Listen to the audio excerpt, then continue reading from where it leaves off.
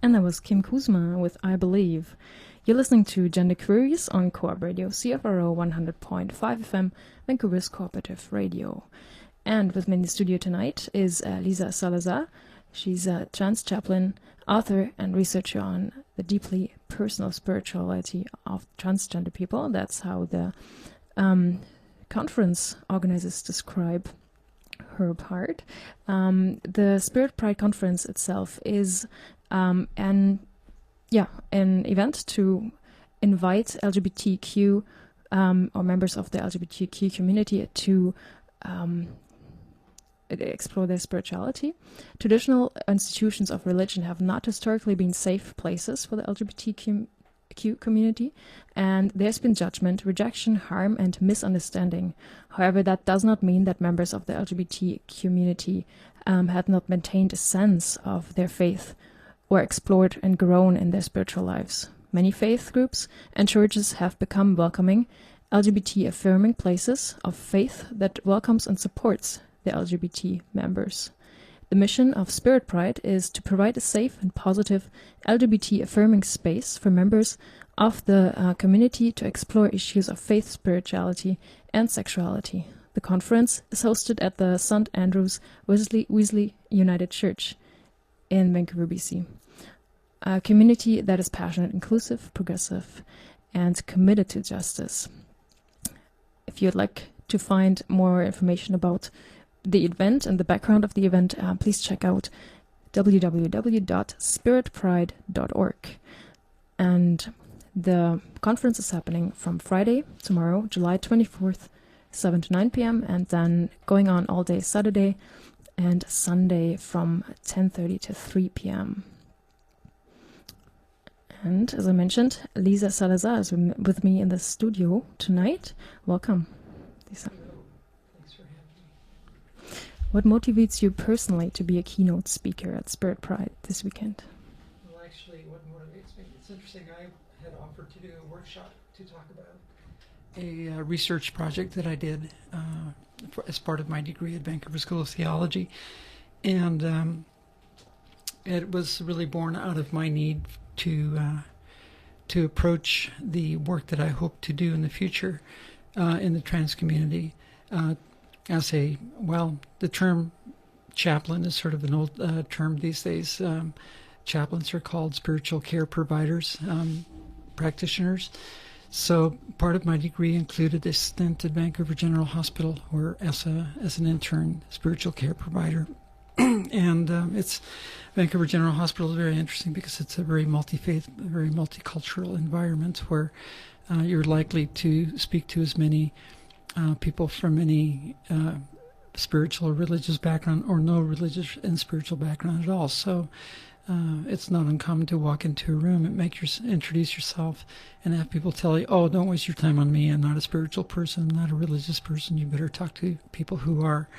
And they sort of want to disengage. But at the end of the day, we're trained to not necessarily feel that as a not right rejection, but to instead turn the conversation around, because I think again, as I said at the beginning, the original idea of being a chaplain has a lot of religious connotations that people aren't not necessarily comfortable with. But the minute you start talking about, coping issues and how are you dealing with what you're going through right now? I see that you're from out of town. Have you had any visitors? I'm sure your family must be very worried for you. Can I visit? Can I just sit and do you want to just talk for a little bit? And then people began to open up. So anyway, my research was happening at the same time that I was doing this work at Vancouver General Hospital. And it was a qualitative and quantitative study of trans people that also included the whole gamut from atheists and agnostics all the way to very religious and spiritual persons. And it was really interesting to discover what transgender spirituality, what it looks like. I called it the Transgender Spirituality Pulse Survey, because spirituality and this kind of a survey, you can't say this is the way it is, it's always been, this is the way it's always going to be. It's a moment in time. It's a snapshot of where the community is right now. So that's what I wanted to do in the workshop. But once the organizers had some time to look at what I had done, they thought it might be worthwhile to promote this more as a keynote presentation than a workshop. Mm-hmm. So that was not my original intention, but I'm more than happy and very honored. I feel very honored that they want to hear what I've learned through this study. The Transgender Spirituality Pulse Survey is a quantitative and qualitative study, just like you said, and there was a total of 71 transgender participants. If I know it's like impossible probably to actually sum it up, but what were your most impressive findings? What were your most impressive results? The most, okay, so to do this kind of a study, I researched other studies on spirituality within the healthcare, in a healthcare context. And there's a lot of study being done, a lot of research being done of the effects, the impact of spirituality, of a person's spirituality and their health outcomes, whether it be open heart surgery, cancer treatments, think of any medical condition where there's a large group of people. And so researchers have been doing a lot of, for years now, and a lot of recent study that just shows that people who are intentional about their spiritual health, and we'll call it that. And I'm not saying that they're churchgoers. Let's just say that people who are intentional about their spiritual health, and they do take care of themselves. And this might mean going to church for some people. It might mean for others that they meditate, or that they practice mindfulness, and that they do self-care, that they go for hikes, they do things like that. Spirituality is very broad. You can't just say spirituality is only this. No, spirituality is whatever makes you feel connected to the world, to God or a higher power, and to other people, and to yourself at the end of the day. And it's the sense of disconnection that you might say is unspiritual. When we feel disconnected to others and to life, you could say that it might be spiritual brokenness. So the key finding so a lot of the questions that I used are questions that are being used in other studies. And so not every question and not every grouping of questions and metrics was it my intention to compare the trans community to other people. But there were some questions that I asked that specifically looked at the sense of awe, the sense of compassion, the sense of forgiveness, sense of mercy, and the sense of connection to the divine, or to a spiritual power, or to the force of the universe, whatever language you'd like to use. And again, the study included not just people who go to church, but even atheists and agnostics. So the language is very, very, very varied in terms of how people express their spirituality. But I just so that I don't want to make a mistake, I really would prefer just to read this one statement, which is the key finding. Mm. And it just blew me away when I was able to take the results of my study. Oops, I keep hitting the springs on the. And this is the key finding. On a daily basis, trans persons are more than twice as likely to be spiritually touched by the beauty of creation, 7 times more likely to be thankful for, and you could call it a blessing, or just for how they're just grateful. 2.5 times more likely to feel selfless and caring for others. Almost 3 times more likely to accept others, even when they do things that that are wrong and hurtful. And 25 more likely to desire to be closer to, or in union with God, higher power, the force of the universe, whatever you call that transcendent experience. So, and this is compared to the general population. And the number that I compared it to is to a study in the United States of with several thousand participants. So it was a good sampling to be able to compare it to. So the 71 people who participated in my study, this is what I saw, and the other thing that that came through very powerfully is how being trans. What I should clarify, or at least explain, is that the people that I surveyed, there was only really one criteria, and that was that they be living authentically in the gender that they identify. So these are people who are post-transition or newly transitioned, or in the process of transitioning, versus people who have not started to live authentically on a daily basis. And that's the segment of the population, of the trans population, that I wanted to focus on, because they're the ones that have a more, they're the ones that are seen. They're the tip of the iceberg, as it were. And so those were the ones I wanted to see how their spiritual experience was helping them navigate their life as trans persons. And what was interesting was how many came from religious backgrounds.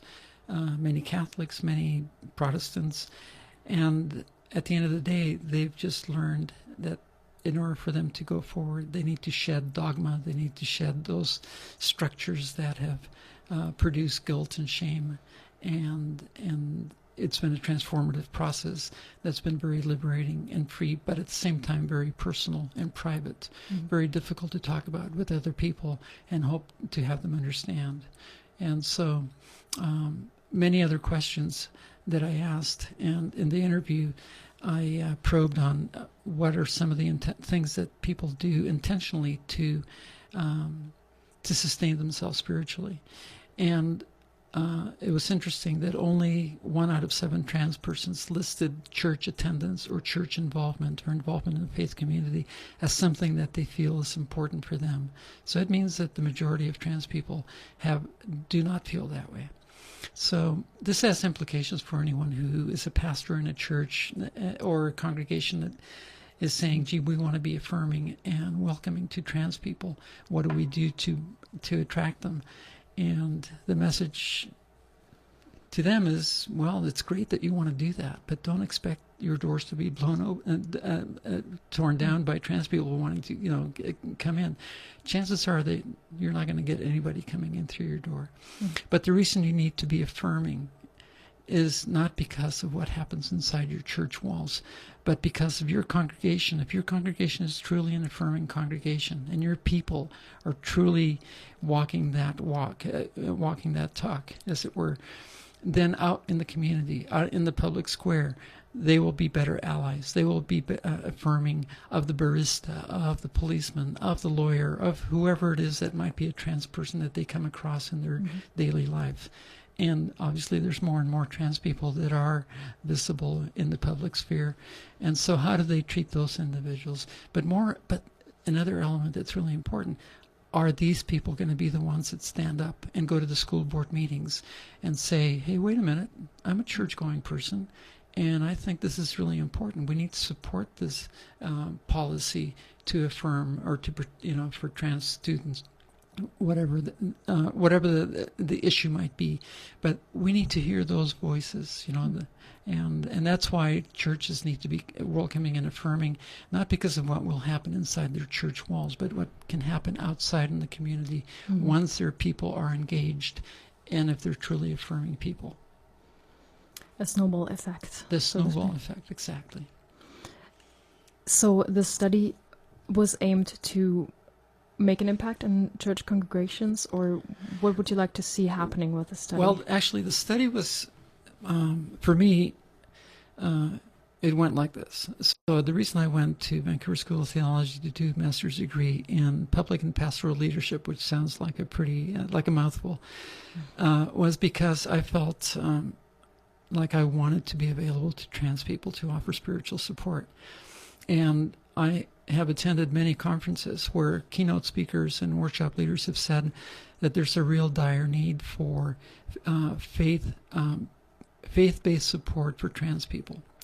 And in talking to them, you ask them, well, what does that mean? And they say, well, it's just that churches right now are very judgmental, and trans people feel very alienated and disconnected, and the fact is that something needs to happen, and they, just because they're trans doesn't mean that they don't have spiritual needs, and so, which resonated with me. That's my experience, but then my understanding of what the spiritual needs of trans people is very limited to my own personal experience, and to a few handful of trans people that I know that I've met in churches.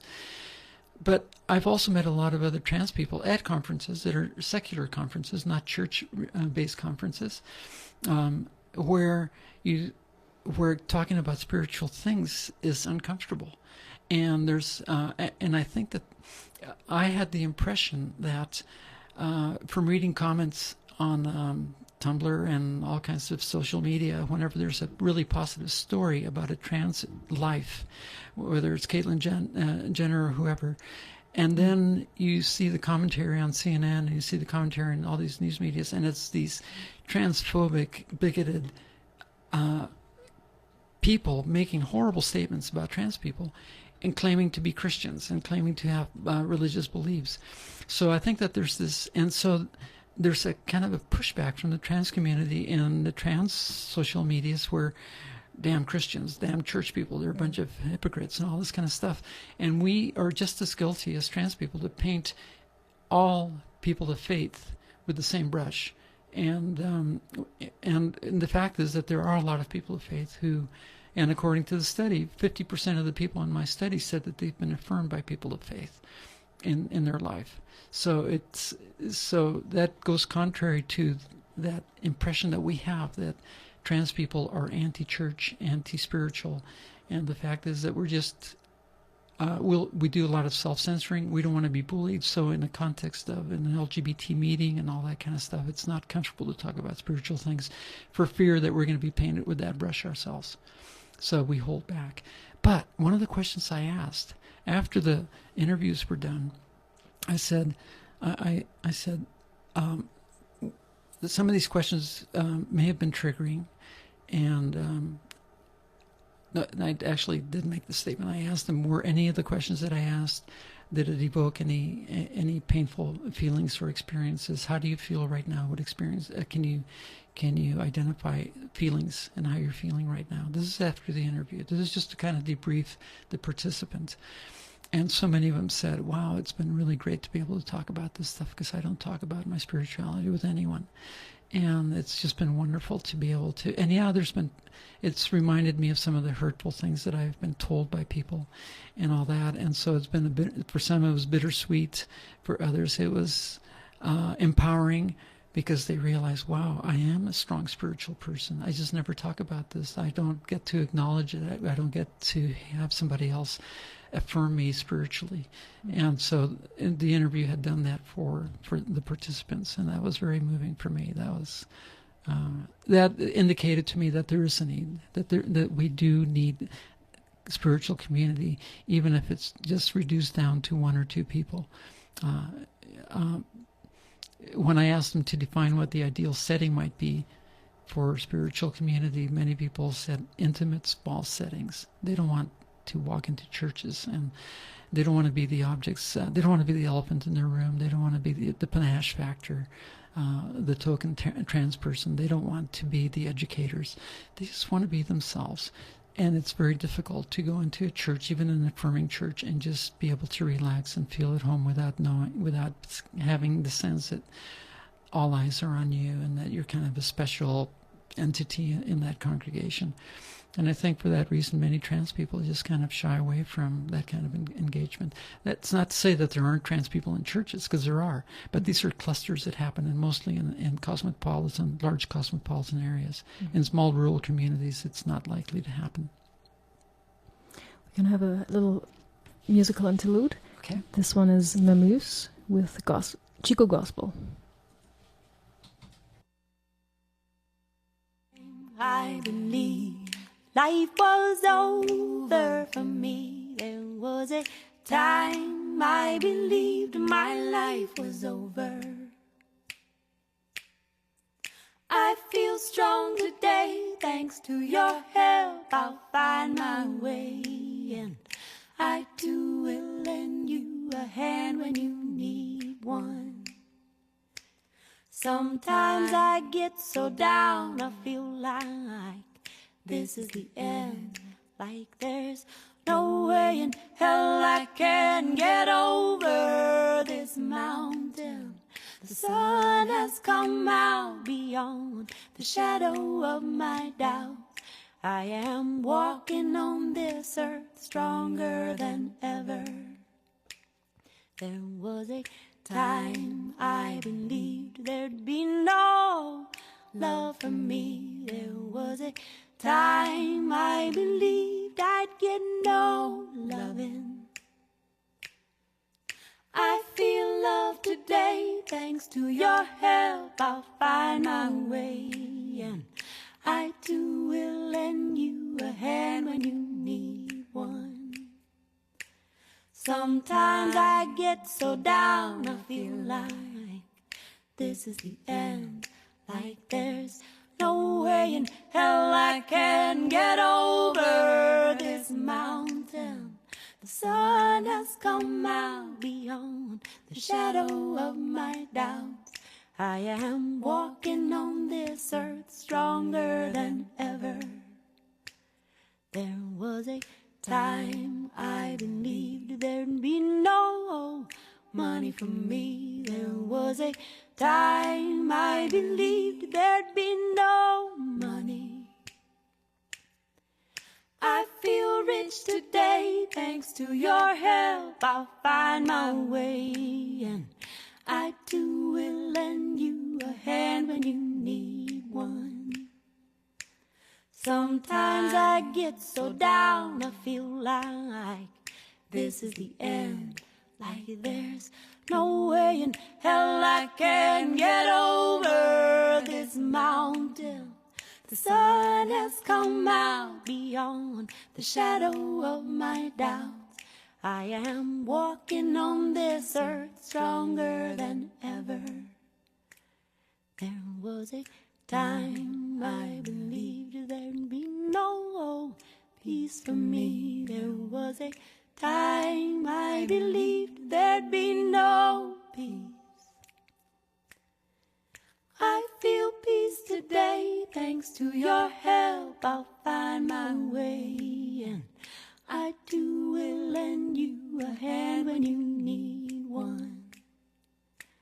Sometimes I get so down, I feel like this is the end, like there's no way in hell I can get over this mountain. The sun has come out beyond the shadow of my doubts. I am walking on this earth stronger than ever. I am walking on this earth stronger than ever.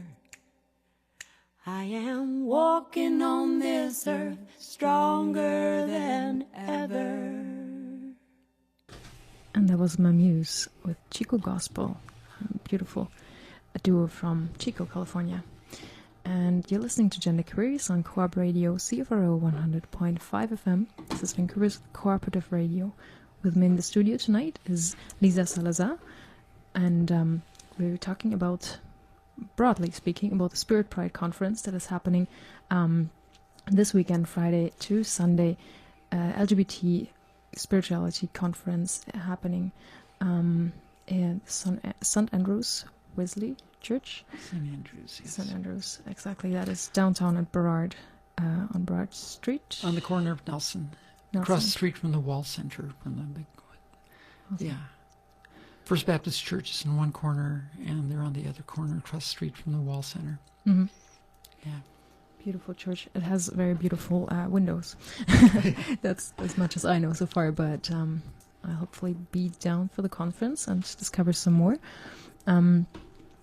So a question for you, Lisa, on a personal level.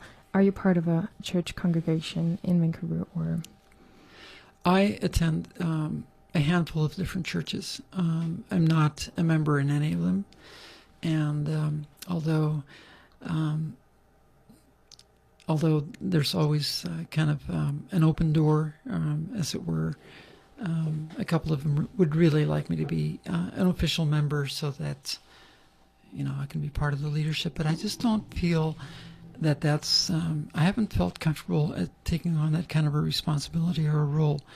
And I was going through a discernment process because I was trying to figure out, why do I feel this way? What is it about me that kind of feels that I need to be kind of an independent, kind of a free agent, as it were?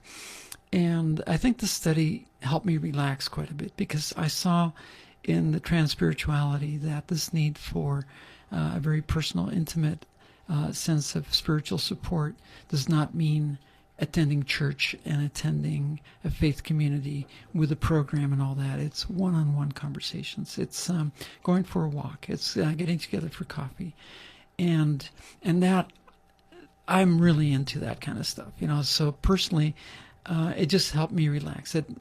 And I also saw from some of the answers that they gave about their experience growing up and what were the painful experiences, I almost began to think that having a label and having an endorsement of a denomination. So, for example, I'm not seeking ordination with any particular denomination, although I was beginning to move in that direction with the United Church of Canada. Thanks to the study, I just realized that could be a liability. There is this, because of this sense of distancing from the trans community towards organized religion, the fact that I'm ordained may actually hinder the cause, as it were. It's better for me not to have those kinds of labels applied to myself and to just be, like I said, a free agent. So this is, at the end of the day, there is no paycheck in this. This is my, I feel my calling is to be available. And you wanted to talk about the book that I published in 2011. A lot of it is born out of the experience of having published a book in 2011, which is really just a memoir. It's just the story of my life, and the title is Transparently: Behind the Scenes of a Good Life. And thanks to that book, the letters and the emails that I get on a regular basis just would break my heart. And people would just open up to me and tell me their painful stories, or tell me their stories of victory and their stories of empowerment and all that, and how spiritually they had grown and matured, and how transformative transitioning had been. But also, it was a crucible. It was a painful process to go through, excruciating at times, and yet they were on the other side. And many found, reading my story, that a lot of things resonated. And so in these correspondences and in conversations, and then you attend a conference, people say, "Oh, you're Lisa Salazar. I want to talk to you." And I just felt really drawn to be available to people. But I wanted to be better at it. I wanted to know what I was facing. I wanted to be, and I kept thinking, being a chaplain would be a great experience, because a chaplain, after all, is a person that often comes alongside people who are in trauma, who are hurting, who are having to reimagine their future, and their families are going through traumatic times as well. And chaplains often are those people there who are come along at bedside and can help people process their emotions and their feelings and all that. And I thought, wouldn't it be great to have that kind of experience? So I Googled one day. A friend suggested I try Googling it. Chaplaincy training in Vancouver. And lo and behold, Vancouver General Hospital, in conjunction with Vancouver School of Theology, offer a program. It's called Clinical Pastoral Education. And so that's how I ended up going in that direction. And that's what sort of also produced this study, because at the end of the day, I had heard so many stories and I had so much anecdotal information.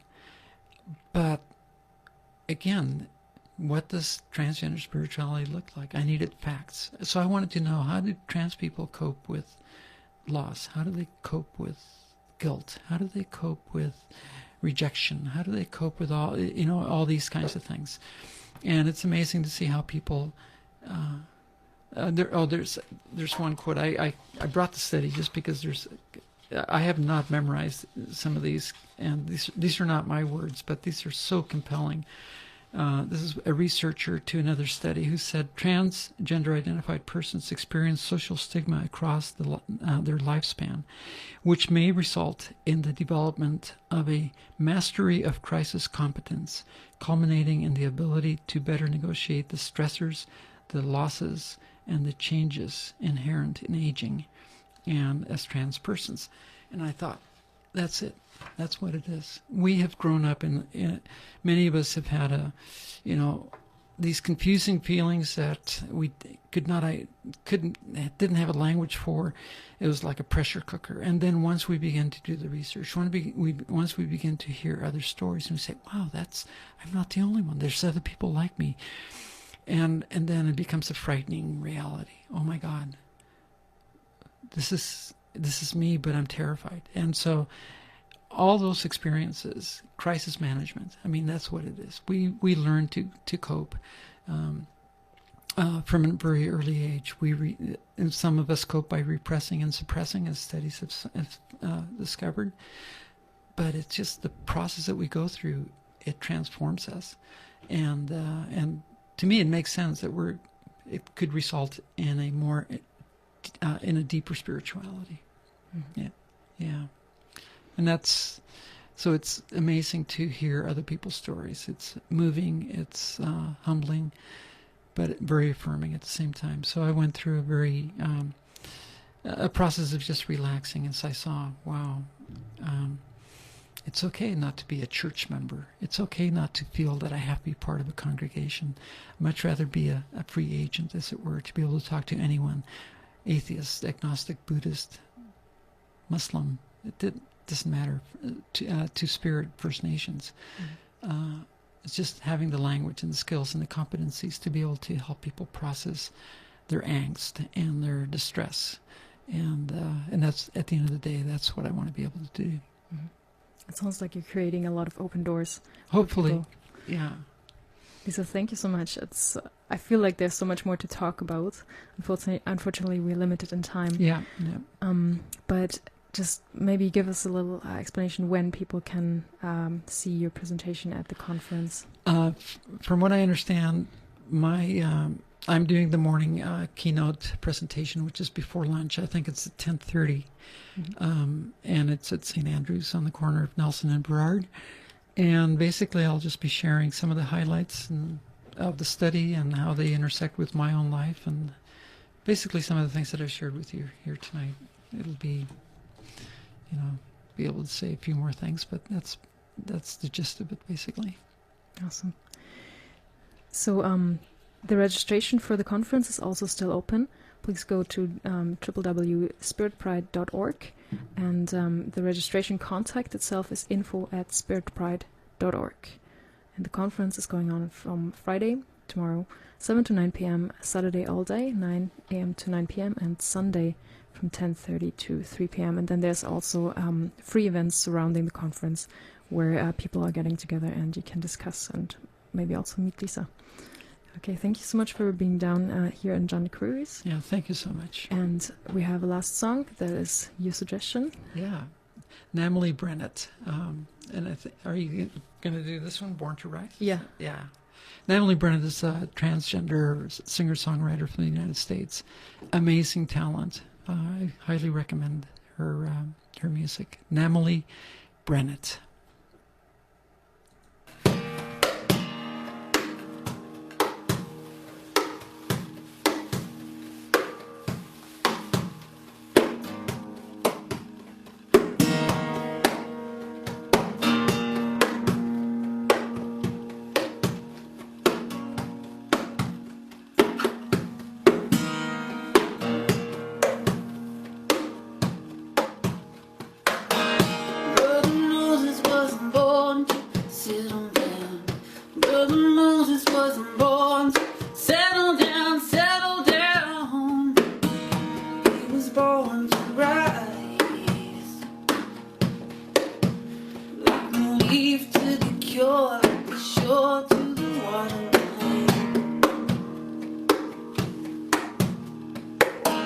Brother Martin wasn't born to sit on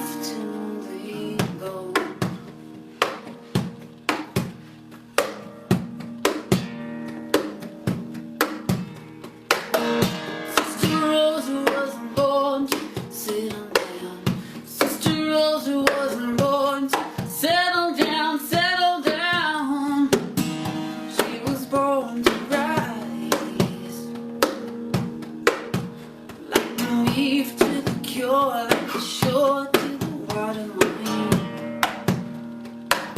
Yeah.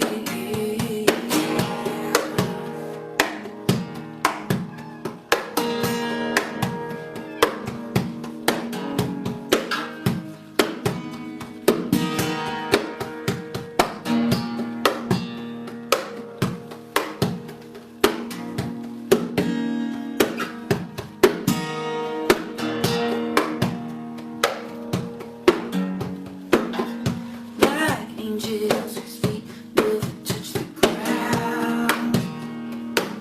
How could they ever know how their broken words could still resound so long after they go?